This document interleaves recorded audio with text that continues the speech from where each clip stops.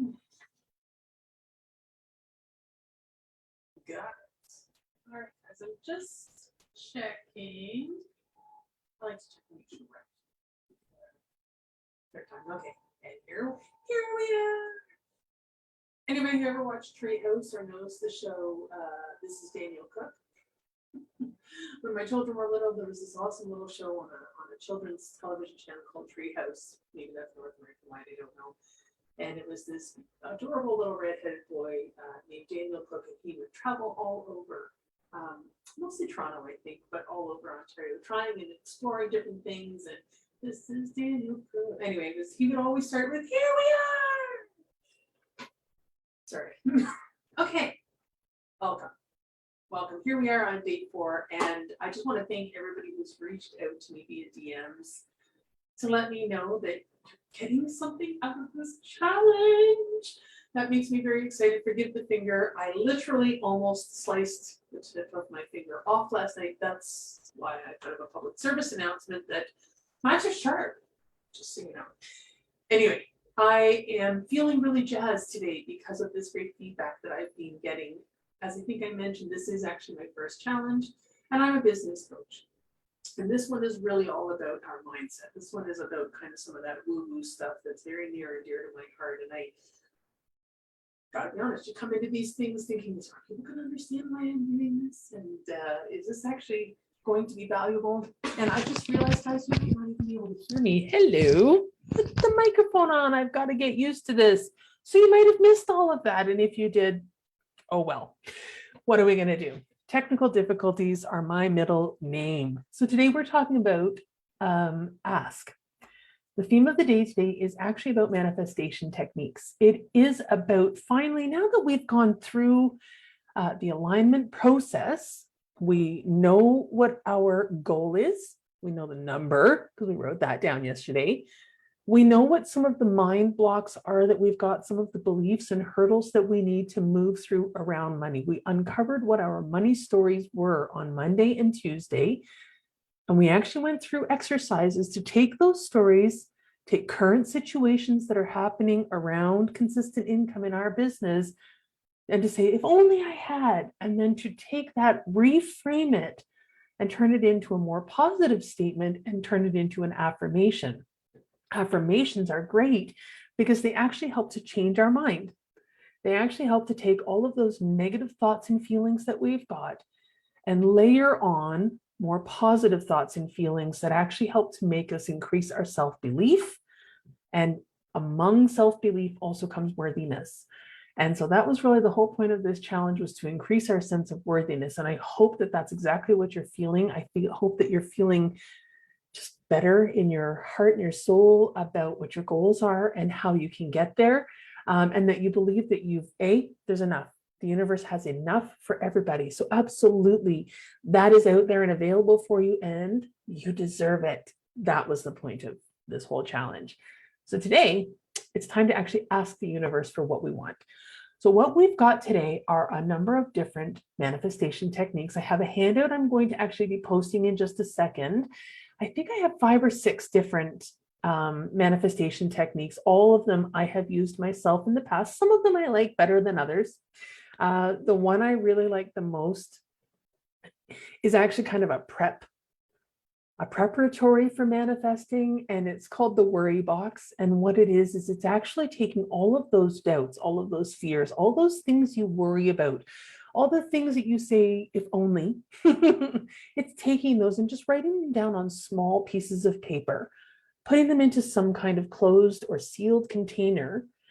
The reason you want to do that is you get them out of your head so that you no longer are focusing on those. Your brain goes, oh, I'm not going to forget. Okay, they're written down. We won't forget. But what it does is it clears space in your brain, and you've let that negativity go, and now you have room to put the positive in. That's what that's for.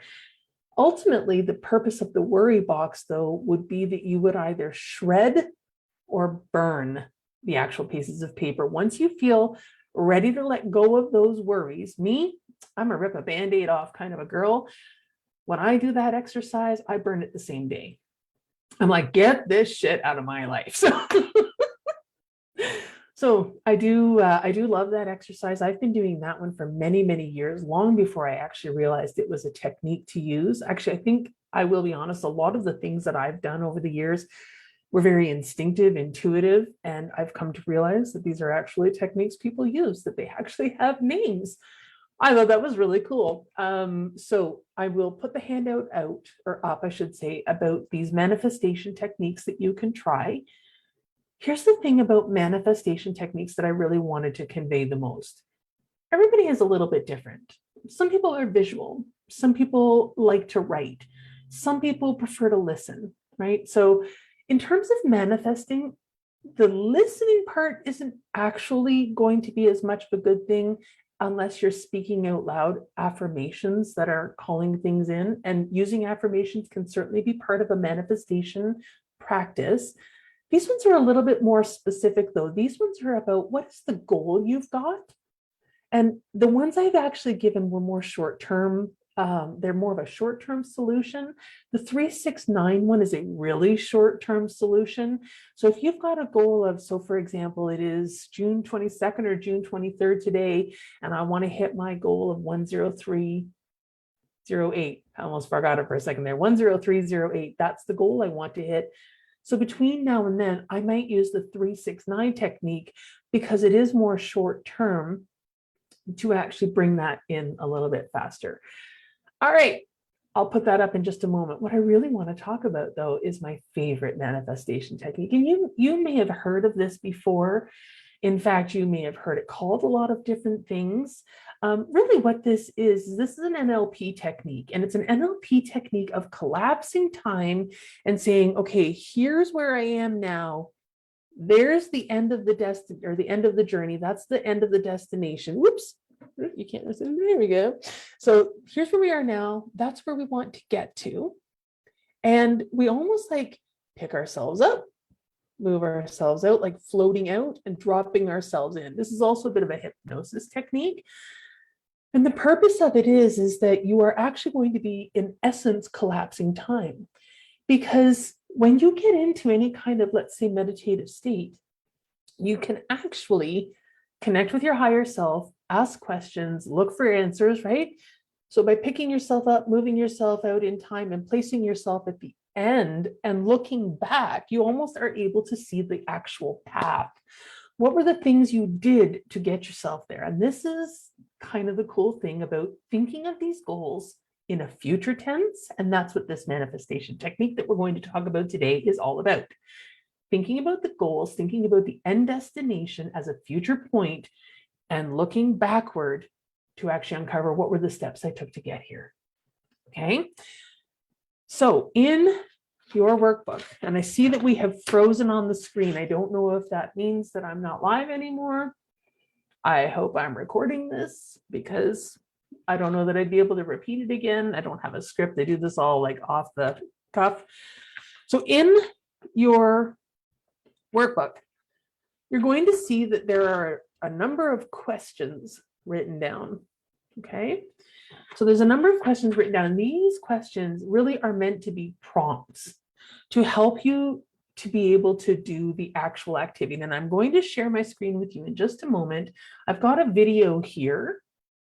Where did that go? This one? Not this one? No, I think it's this one. I tell you what, guys, let me go and look for it first, make sure that I've actually got it up. There it is. I had the wrong screen up. Here we go. So I'm going to share, this is just a segment of a video that I'm going to share with you. I will post a link to the entire video because I think that it's actually a really useful video to watch. This is a gentleman who's a multimillionaire. I think he's actually now on the verge of becoming a multi-billionaire, an Australian gentleman who started a company called iCar and then iProperty. And so he's been building an empire online and making billions of dollars. And he actually uses this particular technique as part of his process. And it actually started as simply being, a journaling exercise where he would sit down and write about all the things that he hated about his life, and this sucked and that sucked and everything else sucked. And it was kind of the process. He needed to get through all of that negativity. So this is the worry box, right? Get through all of that negativity so he could actually get to a more productive place. And ultimately, although what he was using the journaling for was actually to be able to do that transplanting, put himself in that future time and look back and say, so what did I do to get here? He's using this as a planning tool. And by doing that, he's actually able to use his reticular activating system to recognize the marks, right? The markers of, hey, there's an opportunity. Ooh, I said I wanted that to come up. Oh, that was supposed to come up. And when they do, he can recognize them. So I'm going to share the screen now. Like I say, this was only, oh, did I actually? You know what? I need to make sure that I've actually shared the sound as well. Share the sound. There we go. So if I don't share the sound, you won't be able to hear it. So there we go. You ready? So what I would say is, and I'm so similar to you. I don't want to get on a stage and share my story. I don't think my story is that important. I would love that if I can make a really, really small difference for some of the people in this room, and if I get just like a little nugget of it, I would say, like, however you schedule your life, whether it's in your phone or like, commit right now. Put a marker in your calendar, like whether it's the flight back, whether it's tomorrow on the beach, and just block out a 1 hour schedule. If you can block out 1 hour to go to the gym, if you can block out 1 hour to watch something on Netflix, block out 1 hour for yourself and just start journaling. And whether you use the 5F, 6, like I don't care what system you use, just if you've never journaled, then just first get out all the bullshit in your life in the journal, and then start to, like, what do you want out of life? And then start to, how do I get that in life? Put on some good music, go to a beautiful place, and just commit to just do one session in a cool cafe somewhere. And I think that you'll start to get addicted to it, and you'll find it such a beautiful therapeutic experience. And what you start to find, which is really beautiful, you start to write the story of your life. And I'll tell you what's been mind-blowing, because I've been doing this process now for 10 years. Sometimes I would write, like, and I'd be like, okay, what does Patrick's life in 10 years look like? And I just write it, blah, blah, blah, like just crap, right? Like, and it's so freaking scary, because I'd go back and read what I wrote, and like, it's like a 90% success rate. Like, all the crazy things that I've written down have actually ended up coming into my life. Is there a mindset or some sort of philosophy that you have internally that you think is making that come to you so rapidly? Yeah, I think what it is, and I think a lot of, like, if you watch The Secret, it says, like, just think about it, think about it, think about it. And I think for me, it was like, I felt that there was more than just thinking about, envisioning, like just imagining great things. I mean, to me, it was more, and what I said, like the how, like ask yourself the how question. Like, it's like if you watch The Secret and then it says, oh, just think about having the most amazing career. And like, you just think. Right. I'm not sure what we share, but I'm not a big believer in just thinking and that happens. I'm more an action-oriented person, and saying, okay, think about it. So now it's in my soul and my mind as to what I want. But more importantly, how the do I actually make it happen? And I think too many people just think, and just kind of waiting for the lottery ticket to like hit me, and waiting for that customer to say yes, or waiting for this amazing partner to walk in my life. But I feel like you got to take action. And I think just by religiously asking yourself, how do I have a better body? How do I have better people in my life? How do I go on amazing holidays? How do I learn as much as I can out of this session? How do I have a great time tonight and meet 3 awesome people that are going to be best friends? I think if you just keep asking yourself how, then I think your mind, your body, and your soul will solve those answers. Amazing. And Patrick wasn't even here yesterday when we spoke about the Google and Intel philosophy of OKRs, but that's the how. Can you guys see how OKRs take your vision and reduce it to what you need to do this quarter, business-wise or personal-wise? Okay, so it turns out I may have actually, there are 2 spots in that video where Patrick is talking about this journaling exercise. And really what it is a journaling exercise where you're actually writing it in the future. So you are going to, it's an imagination activity is what it is. We're going to use and activate our imaginations, and we're going to picture this wonderful life we want for ourselves at a future date. And then we're going to write a journal entry for that date. as though today is that date. And all the wonderful things that we wanted have happened, and we're going to sit and be very descriptive in our journal entry about exactly what it is that life is like now at this future date in time. Okay, so when I first did mine, I did it as a 1 year out. And I know many people who use this technique. In fact, my very first coach actually even used this technique. And I was like, oh my goodness, she uses this too, when I first found out that she uses it. And I thought, isn't that interesting? And she also has had a lot of success. I've had a lot of success with this particular technique. I know others who have had success. And as you can see from that video, this gentleman, Patrick, who's a multi-millionaire, is using this technique as well, where he writes about his life in the future as though it's happening now. He says, okay, so what will Patrick's life be like in 10 years? And he writes a diary entry as though that's what it is, or a journal entry, like that's what's actually happening. He says, oh, today is December 30, dear diary, today is December 31st, 2031. As an example, I'm just picking a date in the future. And he talks about what everything is going to be like. And you heard him say that it has an eerily accurate success rate. For him, it's been about 90%.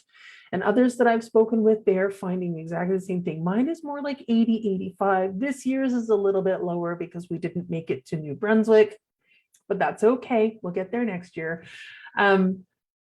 So the reason for doing this is because it actually forces you to sit down and imagine, like in the truly, imagination play. Remember when you were a kid and you would play dress up? Remember when you would play games with your friends when you were a kid and they were imagination games? And I don't know about you, but damn it, I was there. I used to play this game with I used to play a lot of different games with my sister. The two of us were each other's favorite plaything. And we used to play this game where I had these red bins and we would pretend that the red bins were boats and that everything around us, the floor and everything else, was all lava. So how we were swimming in a plastic boat in lava, I don't know this regardless. But I will tell you, genuinely, in my mind, and I can remember this very clearly, we weren't in our living room, we weren't in our hallway. If you've ever watched the show The Backyardigans, if you have young children and you've ever watched the show The Backyardigans, this is what I'm talking about. The power of your imagination is unbelievable. So let's use that. Let's actually activate our imagination and really dream big. Dream big. No dream is too big. In fact, I would almost guarantee you that if you think that your dream is too big, you're still playing small. And the reason for that is we've been conditioned in this society anyway, in the society and the civilization that we live in, this age, we've been conditioned that asking for too much is greedy. And so because of that, we actually kind of like ask for less than what we really want, because then we might, it's like a hedging your bets a little bit, right? Like, well, if I ask for that, they might think I'm greedy. And if I ask for that, they might think I'm being too humble. So I think I'm going to ask for something in the middle. Not in this case. In this case, damn it, you're going for the whole enchilada. Go for the big dream. You want $1 million? Go for the $1 million. The one thing I will say though, you do want it to be somewhat realistic, in the sense that, could you have $1 million? Darn right, you absolutely could. Will you get it in 1 year or will you get it in 5? So we want to add a little bit of realism in there. And the reason we want to add some realism is because we don't want that little cognitive dissonance thing going off and going, fake, fake, fake. Because if it doesn't believe it, it won't incorporate it. So this is why we want there to be an element of believability in it. But I want you to get really super specific and super detailed in this journal entry you're going to do. And this is why I've given you these prompts in today's workbook pages. So you've got a series of questions here that are meant to really call out, what are your hopes? What are your dreams? What are those big aspirations that you've got? And let's write them down. Let's name them. And then we're going to actually write the diary entry. So you're going to start your diary entry with, or your journal entry with, your diary. Today is, and you're going to choose a date, and it has to be in the future. It can be 1 year in the future. It can be 3 months in the future. It can be 10 years in the future. pick a date, and that's the date that we're talking about. So when is this big goal going to culminate and come true for you? That's the date that you're going to choose. And then you're going to, I'm sitting in, I'm here in, I can't believe, I think I have to pinch myself. You're actually going to write it with the same kind of enthusiasm and eagerness and excitement that you know you're going to feel at that future time. And that's really the point of this. It's to create those feelings inside of you so that your body is looking for the things that are actually going to help you, and your soul is going to help you look for those things that are going to actually take you closer to it. The more you can actually physically experience the sensation, the better equipped your reticular activating system is to help you get there. The other thing that happens as a result of doing this imagination exercise, this Dear Future Diary, if you will, I believe that's what my coach called it, was Dear Future Diary. I just called it a future journal entry or a manifestation journal. The thing about that, though, the more detailed you can get, the better. Because the more detail that you put into it means the more thought you're putting into it, the more you are focusing on it. Remember, where you think or where your thought goes, energy flows, right?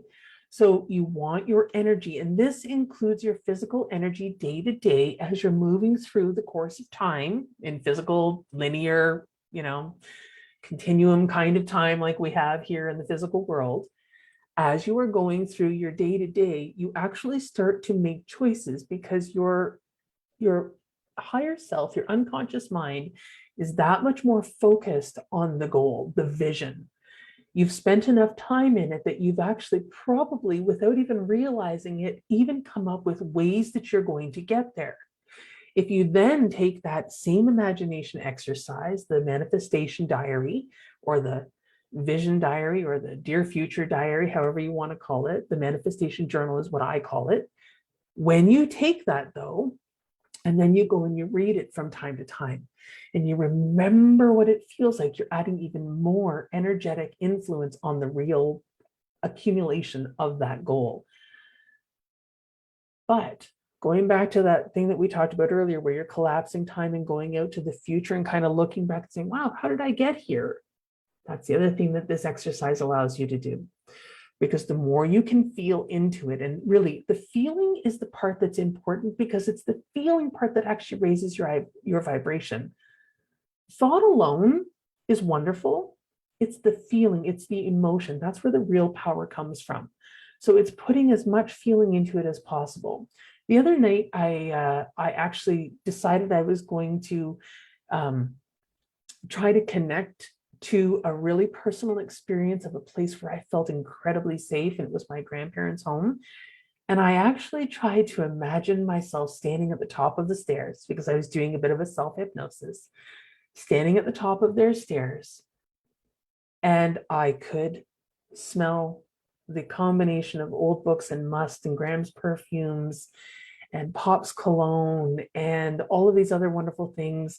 I looked across the bedroom and there was Graham. Like when you can get that into your visualizations and really put yourself into that moment where you can see, hear, smell, touch, that's when you're envisioning your visioning exercises get to be more powerful. And it's practice. I certainly couldn't create visions like this in my own head right away, but it took practice. And this is the whole thing about these exercises that I'm providing for you today. They do take regular practice. You actually have to implement it. It's not a one-off. Unfortunately, manifestation is not really a set it and forget it.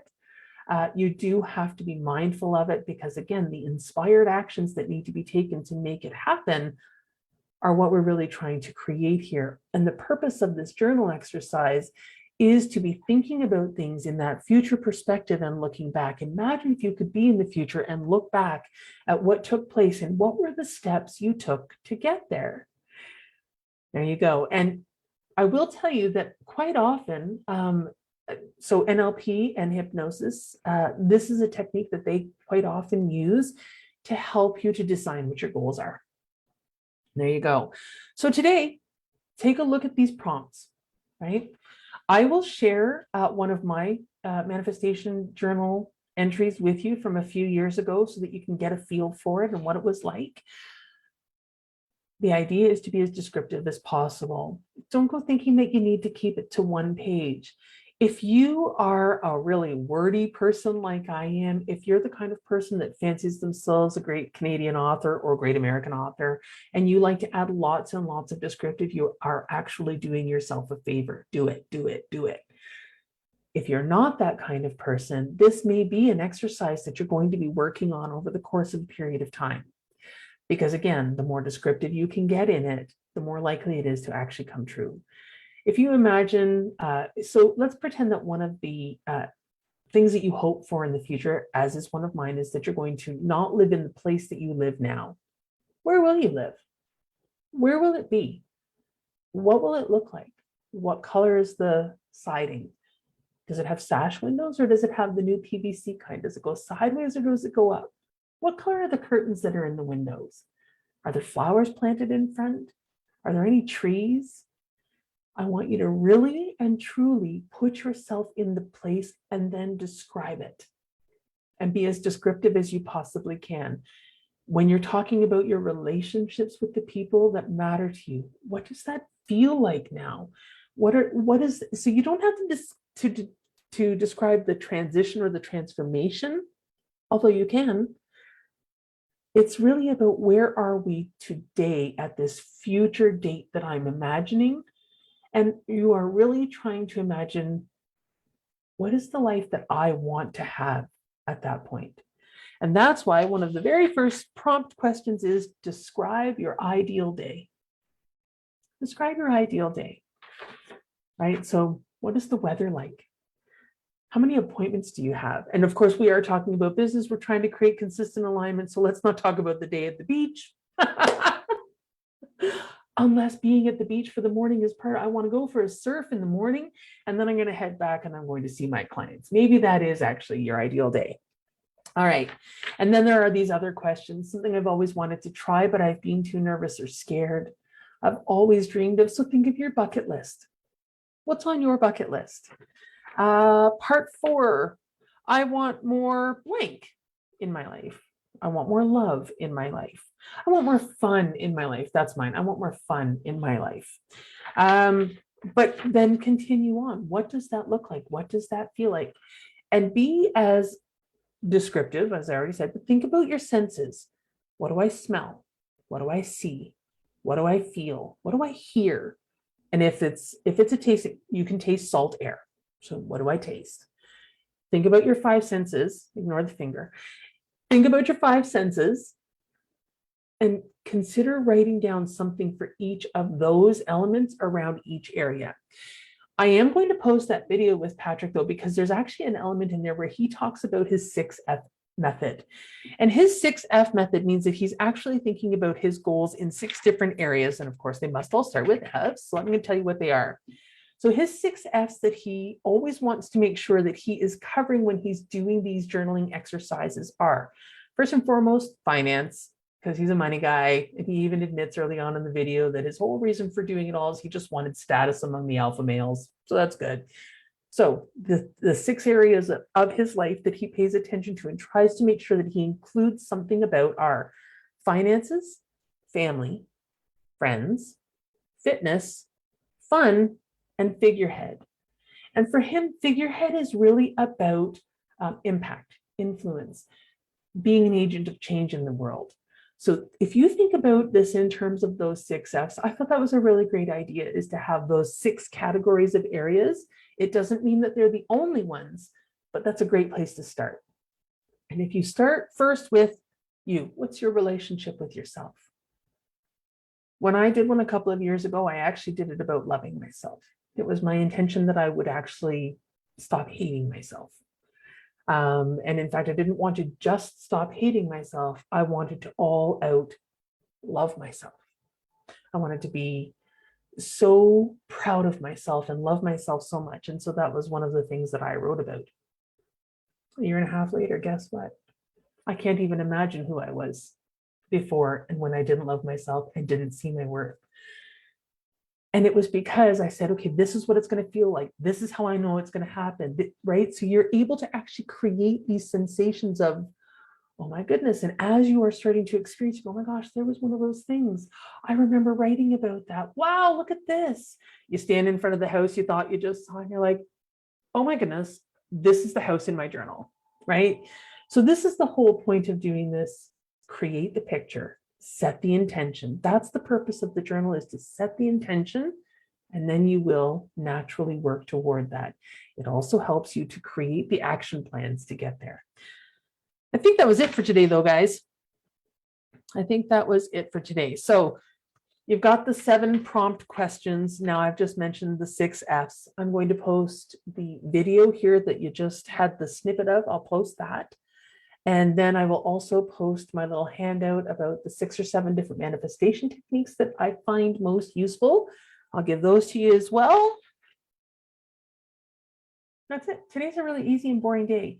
This one is, let's just get ready to write that imagination journal. Okay. All right, everybody. If you've got any questions, as always, here I am. Nice to see you all. And I will see you again tomorrow. Bye now.